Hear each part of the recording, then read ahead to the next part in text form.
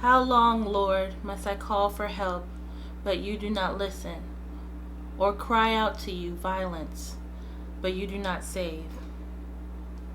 They called out in a loud voice, how long, sovereign Lord, holy and true, until you judge the inhabitants of the earth and avenge our blood? How long, O Lord, must I call for help, but you do not listen, or cry out to you violence, but you do not save? My soul is deep in anguish. How long, O Lord, how long?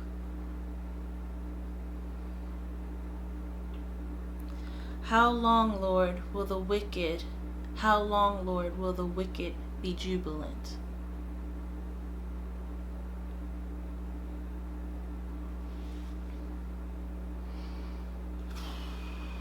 Um, I I wanted to start off reading those verses because they are a reflection of how I've been feeling these past few months, um, with the consistent back-to-back murders of African American people. I usually shy away from publicly speaking on this topic because I know how divisive it is, and I don't want to invite division like on my platform or anything, but I feel as though it's time for me to speak out on it. Something that's so prevalent in our society and that affects me and my family so deeply. It would be disingenuous for me not to say anything and not to share how it has been a struggle for me.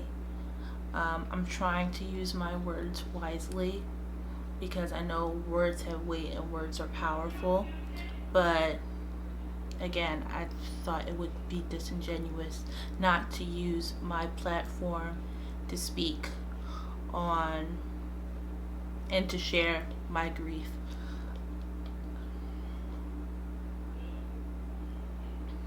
Yeah, because how would it look if what's going on in the world is going on and I'm just, you know, going on as normal, like posting makeup and posting like fun content. So, yeah, it just would seem really,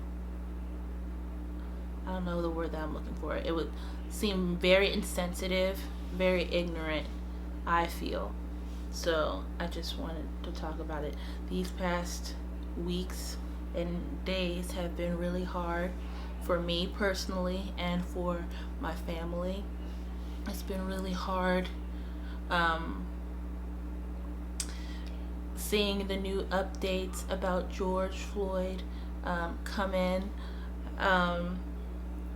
And me, if you know me and my personality, I like to know what's going on. Like, I look for things. I really want to understand what's going on. So I'm constantly looking for new information.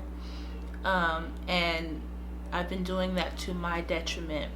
And I've been doing that for the past 2 days. And it's been like, of course you want to be informed, but there becomes a time when, as a black woman, it becomes too much. So for my mental health, I'm trying to abstain from,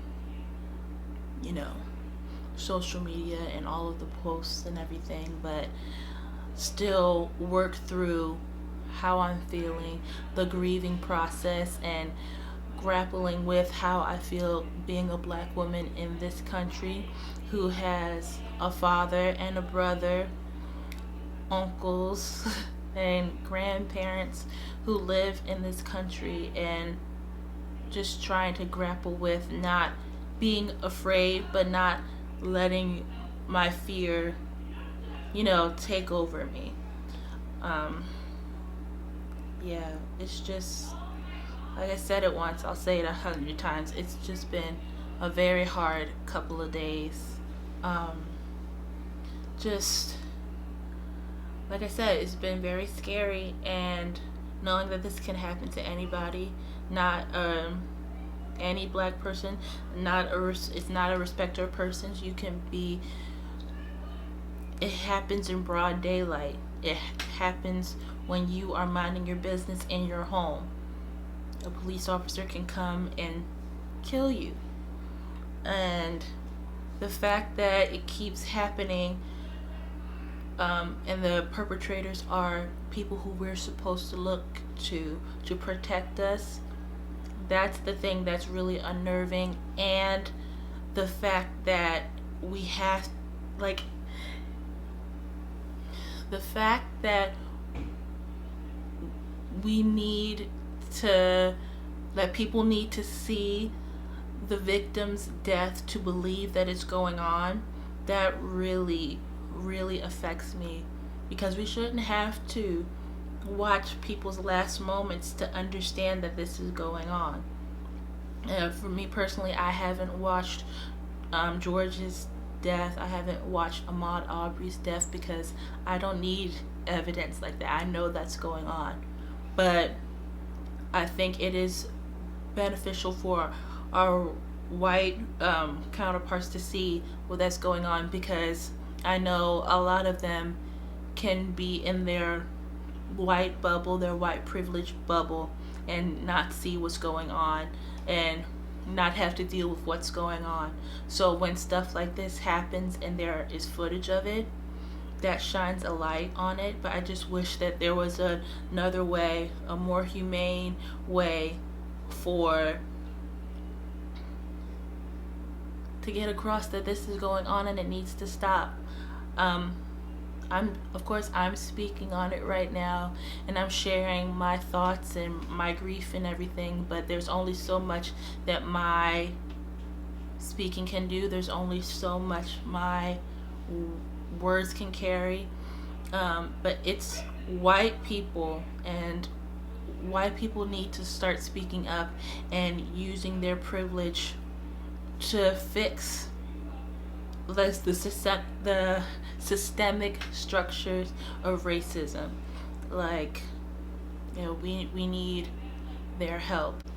Like, I know that white people can be afraid to touch on this subject because they don't want to say something wrong, they don't want to offend, but to me it's more offensive when you don't say something, when you act like nothing is going on.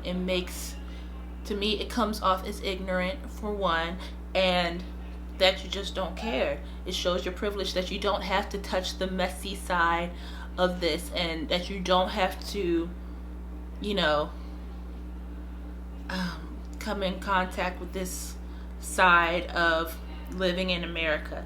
So, but I'm blessed to have wonderful friends who have reached out to me and who have said that they were praying for me. To me, that's the bare minimum that you can do.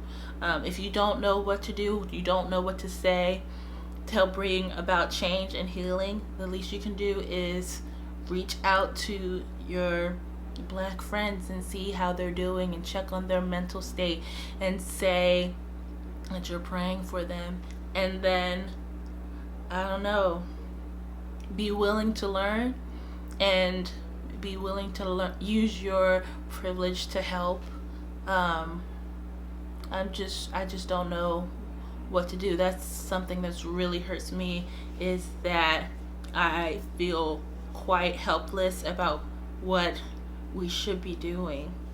Like me, myself, personally, what should I be doing besides prayer and everything? And of course, I want to pray about this. I know prayer is powerful, but I want to back up prayer with action. So, yeah, I'm going to be looking for ways that I can, actively be on the forefront of helping end this cycle, because there have been too many. One was too many, but this is ridiculous. One of these murders happens almost every day, but I feel like it's on a monthly basis that one comes and is on like the national spotlight is shine is the national attention is on a certain murder.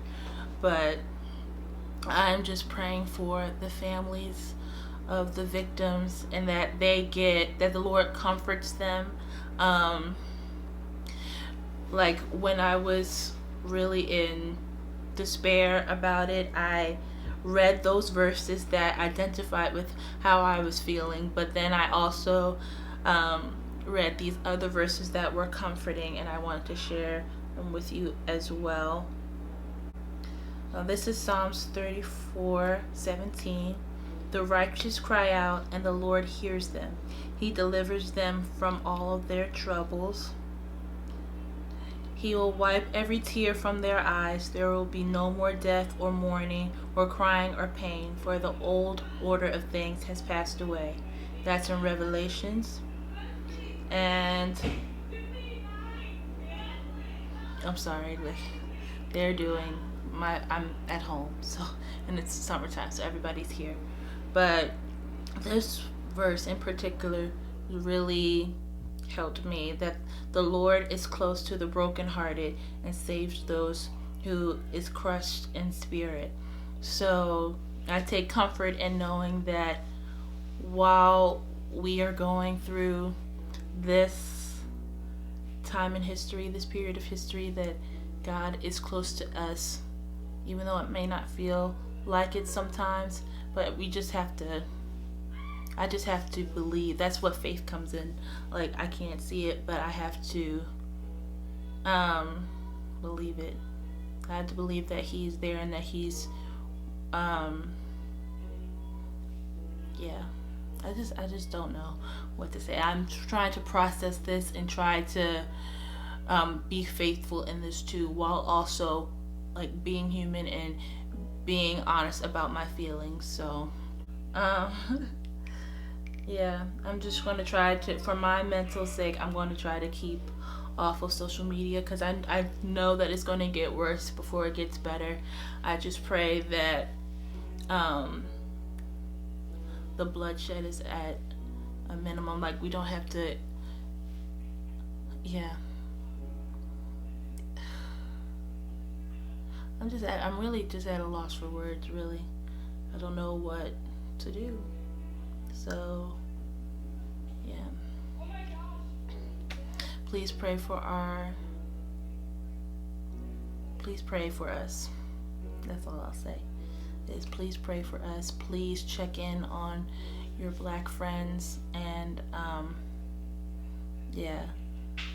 Just look for ways to be attuned to the needs of the Black community right now.